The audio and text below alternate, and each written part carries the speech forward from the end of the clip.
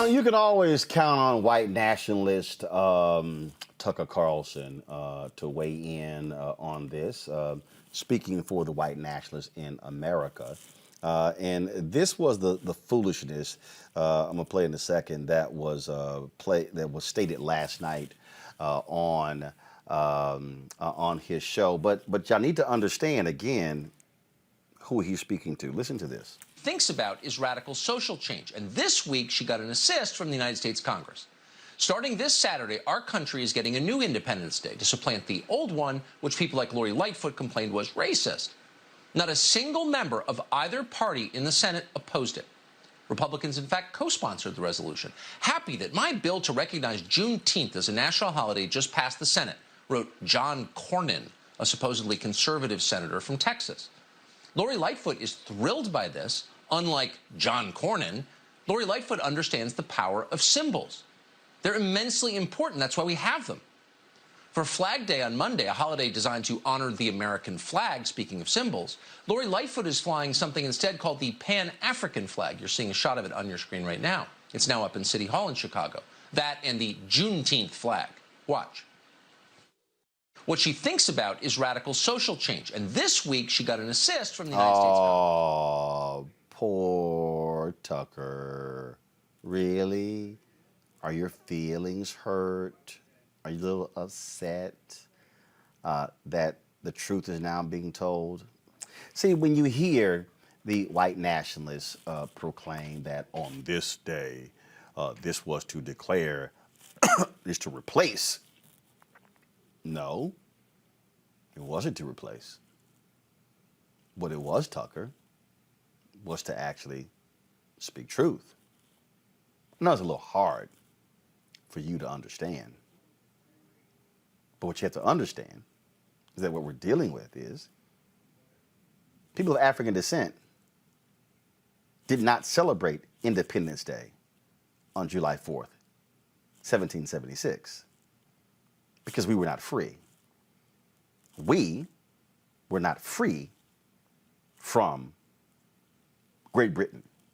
In fact, little Tucker, people of African descent who were enslaved fought with the British because they were promised their freedom by doing so. See, this is why the white nationalists hate the 1619 Project.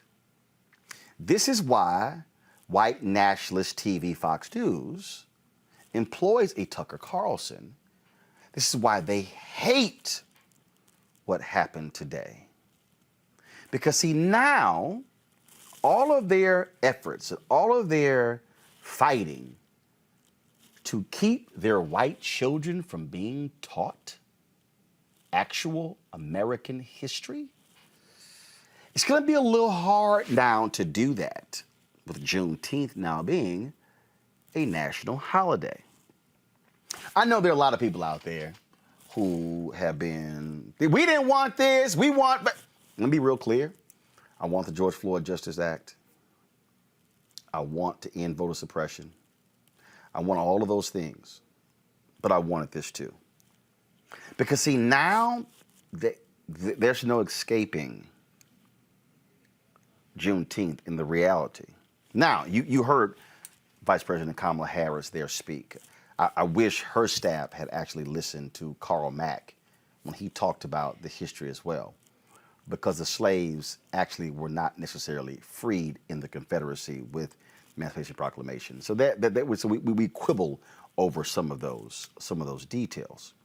But really what they are struggling with now, they're struggling with the fact that they now have to confront what really happened. They have to confront all of the specific things that took place, the heinous nature of slavery. They have to confront that it actually happened here in the United States. See, I find it very interesting that you have these folks who are passing these bills. We don't want critical race theory being taught, when first of all, it's not even being taught in your schools. But then you have states that are actually passing that it must be mandated to teach the Holocaust in schools. I have no problem with the teaching of the Holocaust, the Jewish Holocaust, in schools. Some of you may say, well, Roland, why didn't you just switch from the Holocaust to the Jewish Holocaust? Because the Jewish Holocaust took place in Germany. That was the Jewish Holocaust. There was a Holocaust that took place in the Congo by King Leopold of Belgium. It was estimated that 10 to 20 million black Congolese were killed. Yeah, read the book King Leopold's Ghost. I call it the Jewish Holocaust because of the number of people of African descent who died crossing that Atlantic, who died at the hands of the Portuguese, at the hands of the British, at the hands of Americans. See, y'all, that's really why the white nationalists are now upset. They are upset. See, if I'm about to preach this thing, they are upset, which is what the basis of my book, White Fear. They are upset because we now are exercising our power. You see, the white nationalists who were behind slavery for 243 years, it was never their design for a Roland Martin to be able to speak freely on a platform that I own. That's why it was made illegal for us to be able to even read. What the people of African descent who were enslaved understood was that there must be something powerful about the concept of reading if the sentence, if you were caught, was death. And so what the white nationalists today can't handle is they can't handle Becky and Margaret and Chip and Tucker and Sean and Laura and Mark. They can't handle Dan.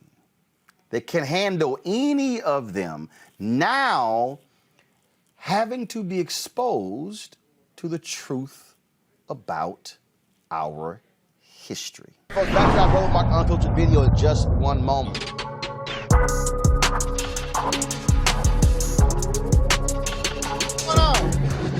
Everything and nothing at the same time. You're looking great. Thank you. What is it about all these black folks in Essence that's just so different and special? And think what? What's so special about and unique with all the black folks, the black love here at Essence? That is fun. That is fun. That is all black love. That's what's significant and different about it. You know, it's pure. And then, of course, you got all the sisters. Sorry? Then, of course, you got all the sisters as well. Exactly. And brothers. Oh, yeah. Things going well for you? It's going real well for me. God's been real good to me. Still being good to me. I'm just doing what I gotta do. Oh, it's always good seeing you. Well, thank you so much. I love this. We gotta mix it up a little bit. I feel you, baby. If you ain't regular, you can't get regular pockets.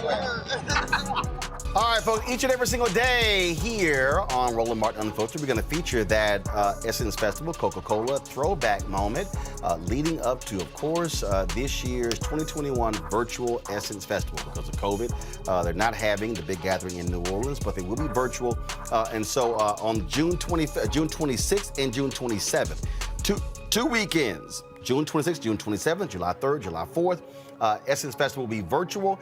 You can simply go to their YouTube channel, the Facebook page, and go to essence.com to actually watch it. You're going to have the workshops in the daytimes beginning at 2 p.m. And then, of course, the concerts beginning at 6 p.m. Eastern every single night, going until 10 p.m. And so we look forward to sharing with you some of our throwback moments. That, of course, was Shaka Khan from the 2016 Essence Festival.